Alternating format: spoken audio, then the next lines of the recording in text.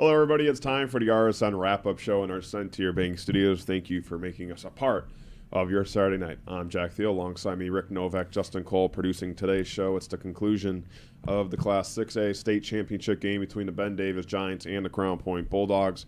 The Ben Davis Giants are your new Class 6A state champions. They defeat Crown Point 38-10. A big congratulations to Ben Davis on that achievement, and also a big congratulations for Crown Point on the amazing season they've had. We're going to go over that game here on the show, kind of go quarter by quarter what we saw, and kind of talk about next year a little bit, because this Crown Point team does have a lot of promise, and they're going to be fun to watch, not just this year or next year, but for years to come. But let's move right into the game. Let's go into that first quarter. Crown Point, they got the ball first. The offense got a first down right away. It was a pass from Noah Ehrlich to Trevor Gibbs, and after that, a couple penalties and negative yardage plays. They had to punt to Ben Davis, and right away, we saw that offense that we've heard a lot about. We saw Thomas Gotkowski show off that arm that we saw, and it was a huge touchdown pass to Zane Skabinski in the end zone. He caught it right over to DB Jacob Jones for the touchdown, and right away, you thought Ben Davis, you didn't want to be, in trouble that early, and Ben Davis came right out of gate with that first punch with that huge touchdown throw in the first quarter. Yeah, I mean, you saw Ben Davis, they give up one first down, and then they kind of settled down into defense, really shut down Crown Point, and then they get a big play by Zane Skabinski, his first of 2 touchdowns on the day, with a great catch from Thomas Gotkowski.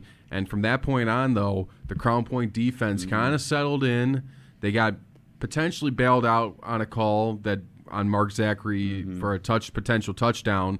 It looked like he got his foot in. They rolled him out of bounds. So they did get some breaks. They got an interception. They were battling there. In that second quarter, defensively, Crown Point really was battling with the Giants. They just couldn't get anything going offensively in that first half until that last drive. Yeah, and you go to that second quarter, there was really no offense really to talk about. Both teams' defenses were really the focal points. But for the Crown Point Bulldogs, they were down 10-0 on their final drive in the second quarter. And they did a really good job making a field goal possible for Oliver Brewer. It started with a 34-yard run by Larry Ellison and a huge pass from Noah Ehrlich to Jacob Soley down the field. He was down at the 4-yard line of the Ben Davis side, and that allowed Oliver Brewer to kick the field goal. That was Crown Point's first points of the game. And we went into halftime. It was a 10-3 score. And for Crown Point, you felt really good because their defense was playing excellent, holding that Ben Davis offense to only 1 touchdown.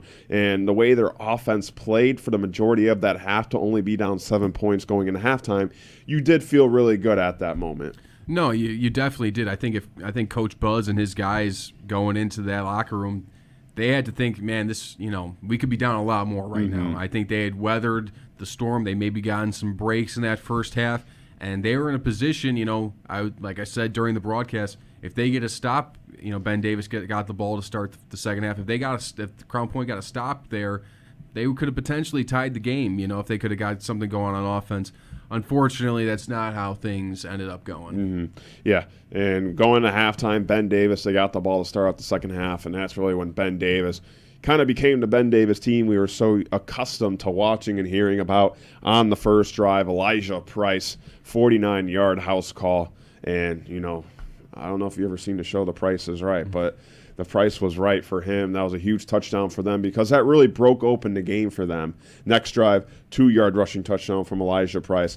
That made it about a 3-touchdown score game, less than 2. But you go then to the next drive, a little trickery right there. You had Javai Horton, a touchdown pass, receiver to receiver to Mark Zachary, and that's when you kind of felt things kind of getting out of hand, out of the grasp of Crown Point, because that was 3 straight touchdowns by Ben Davis. They also forced an interception during those touchdowns as well, so their defense was playing a lot better, forcing turnovers, and their offense was moving the ball down the field with ease. It started all with that running game with Elijah Price, and then opened a lot of holes for Thomas Gotkowski because Crown Point, they're only rushing 3 guys. They're dropping back 8. Nevertheless, they had a lot of open zones that allowed these receivers for Ben Davis to complete passes and catch them, but also that allowed Elijah Price to have that huge second half. I mean, overall, he didn't play much of the fourth quarter, but he was averaging almost 11 yards per carry. He was our Crowd Company's Lantern Man superhero of the game. But that third quarter really really determined what the outcome was going to be in this game. Yeah, I mean, Crown Point, they needed to keep Ben Davis close. And the problem was they just, in the third quarter, the Giants just kept hitting explosive plays on the Bulldogs. And that really was it.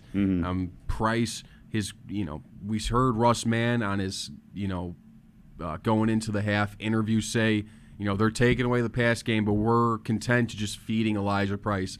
And he showed that was paying dividends for them in that second half because he broke numerous big runs. The big run in their first drive to go up 17-3, and then they get the interception, short field to work with, Wildcat, and he walks in. So at that point it was 24-3, and it really felt like it was the avalanche, so to speak, for the Ben Davis Giants. All the momentum was on their side. Crown Point, the game felt like at that point that it was away from them. It had gotten out of hand. Yeah, absolutely. And you go into that fourth quarter, Crown Point really had to play out of their element. Really had to throw a ball a lot more. Noah Ehrlich was kind of having to make passes he usually wouldn't make, but when you're kind of in that comeback scenario where you're trying to come back down multiple touchdowns, the defense knows what's coming, and they picked them off 4 times tonight, especially in that fourth quarter. Alvin Contreras and Tariq Oyashigi both had interceptions for Ben Davis. They had 1 touchdown in that quarter, the Giants did.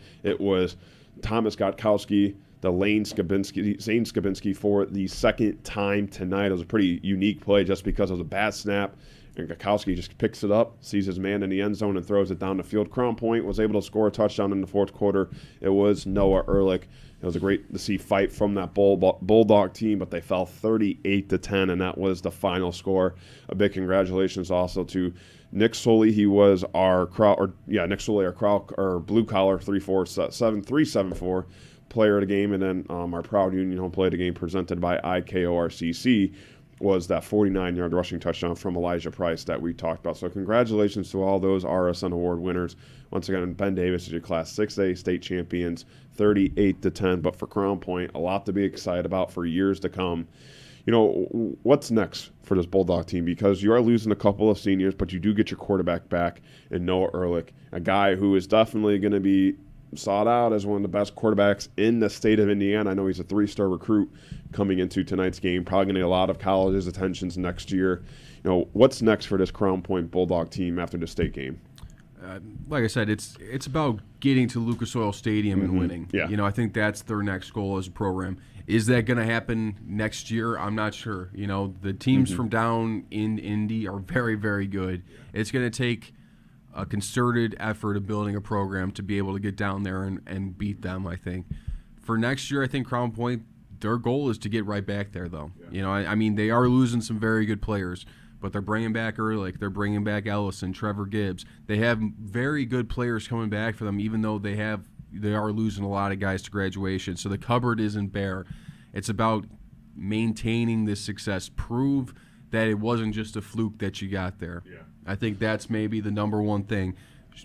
Leave no doubt. Leave no doubt in the entire state that we are legit and that the Crown Point Bulldogs are legit and that we're here to stay. Yeah, for Crown Point, counting tonight's loss, they're 23-2 their last 25 games. That's the first time they lost, on the road. I know these games are considered neutral sites, but for them on the road, that's their first road loss really since October 2021.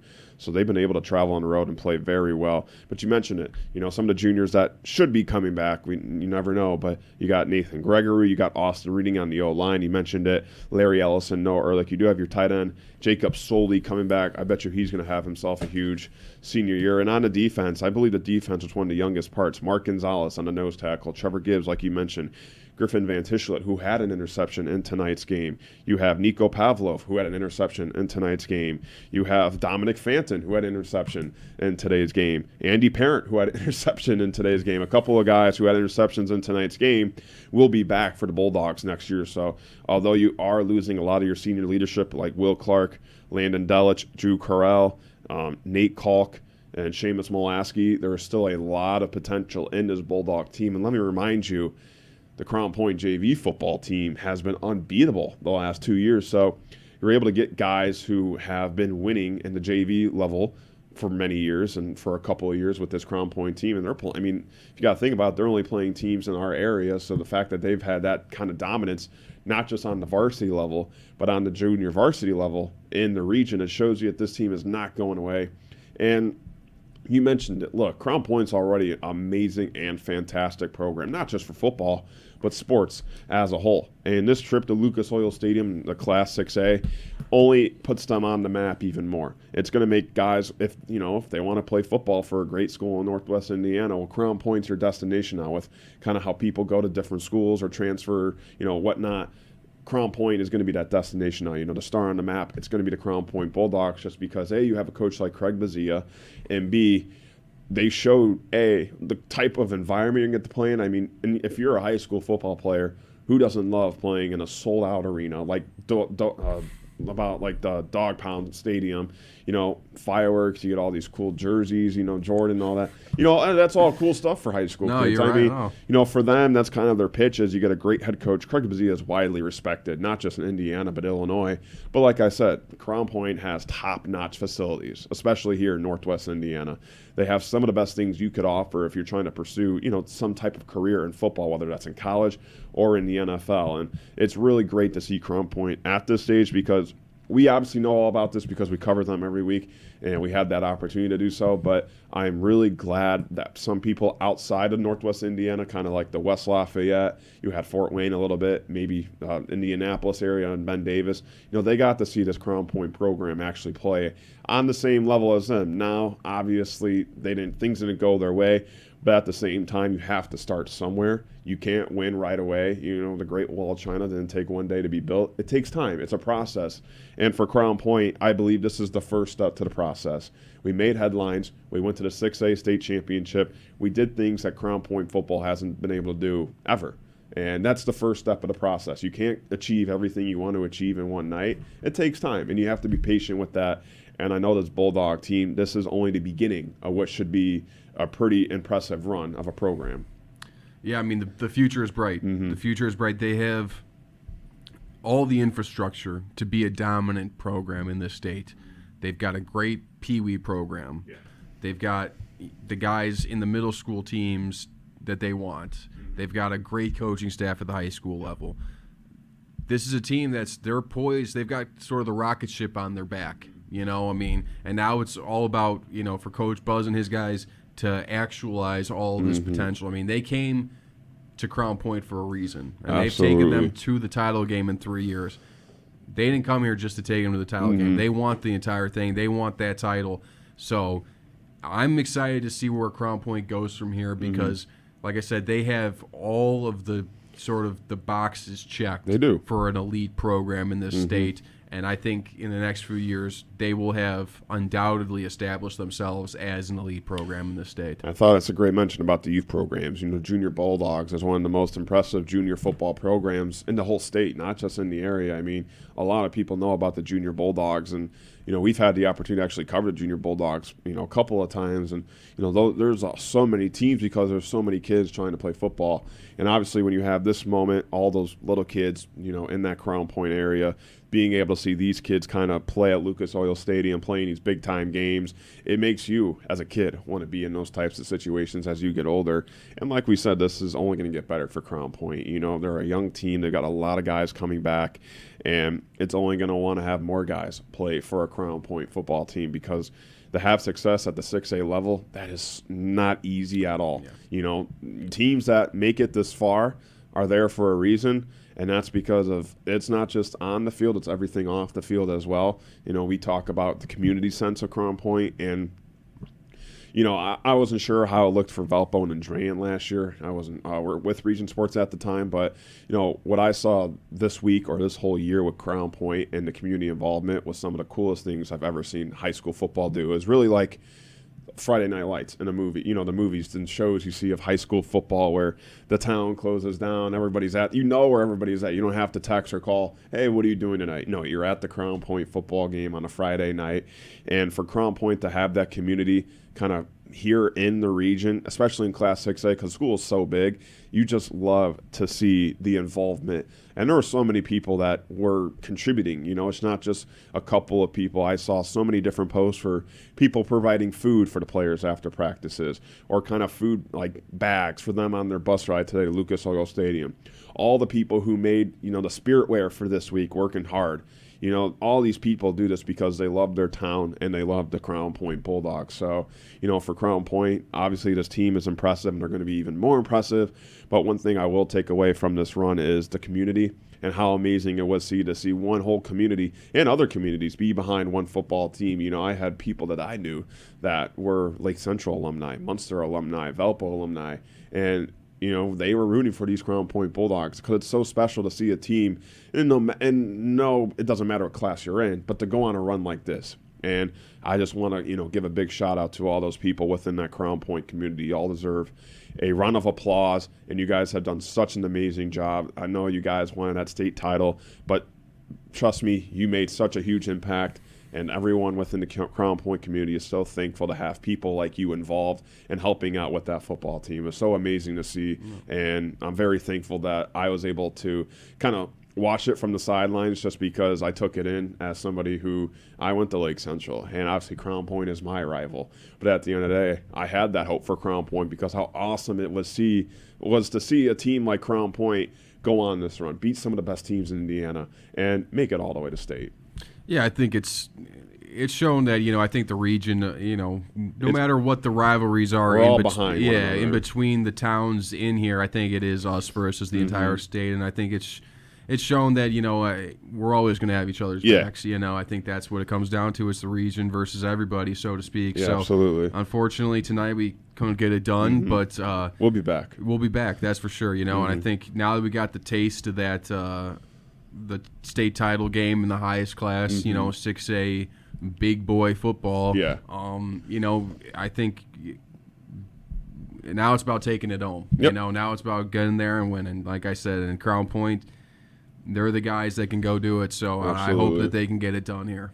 Yeah, absolutely. Once again, a big congratulations to the Crown Point football team for all they accomplished. Your Class 6A state runner-up team, and I know they have so much to be proud about. Rick, any final words here on the RSN wrap-up show as our football season has concluded?